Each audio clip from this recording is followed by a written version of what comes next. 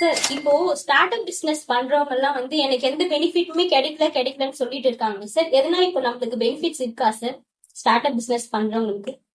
Start up business பண்றவங்க அப்படின்னும் போது முதல்ல வந்து ஸ்டார்ட் அப்னா என்னன்ற டெஃபினிஷன் நம்ம புரிஞ்சுக்கணுமா.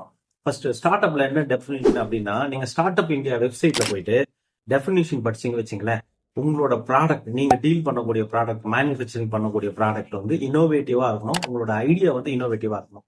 அப்பதான் ஸ்டார்ட் அப் இந்தியா வந்து உங்களுக்கு அப்ரூவல் கொடுக்குறாங்க. ஸ்டார்ட் அப் இந்தியா அந்த ஸ்கீம்ல வந்து நீங்க இந்த பிசினஸ் ஸ்டார்ட் பண்ண முடியும். அதர்வைஸ் நிறைய பேர் வந்து என்ன பண்றாங்கன்னா, ஆண்டர்பிரனர்ஸ் வந்து யங் ஆண்டர்பிரனர்ஸ் ஏதோ ஒரு பிசினஸ் அவங்களுக்கு தெரிஞ்ச பிசினஸ் ஸ்டார்ட் பண்ணிட்டு நான் ஸ்டார்ட் அப் பண்ணிட்டு இருக்கேன், நான் ஸ்டார்ட் அப் பண்றேன்றாங்க. அப்போ ஸ்டார்ட் அப் இந்தியாவில கொடுக்குற எந்த ஒரு பெனிஃபிட்டுமே இவங்க ஸ்டார்ட் பண்ண பிசினஸ்க்கு கிடைக்கும். என்ன ரீசன் அப்படின்னா, அது ஸ்டார்ட் அப் இந்தியாவோட டெஃபினிஷன்ல வரல. அது இன்னோவேட்டிவான ப்ராடக்டா இருக்கணும், இல்ல இன்னோவேட்டிவான ஐடியாவா இருக்கணும். பட் எனக்கு வந்து ஹோட்டல் இண்டஸ்ட்ரீஸ்ல வந்து ஒரு இன்ட்ரெஸ்ட் இருக்கு. நான் வந்து என் ஃப்ரெண்ட்ஸ் கூட சேர்ந்து வந்து இதை ஒரு ஸ்டார்ட் அப் பிசினஸ் சொன்னா அது நான் வேணா சொல்லிக்கலாமே தவிர ஸ்டார்ட் அப் இந்தியாவோட டெஃபினேஷன்ல அது வராது. ஸோ அப்போ முதல்ல நம்ம அதை ஐடென்டிஃபை பண்ணணும்.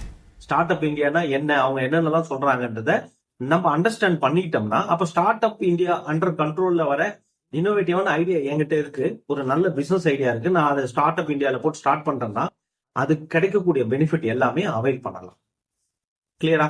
என்னென்ன பெனிஃபிட்ஸ்லாம் இருக்கு சார் அப்போ? Must under start up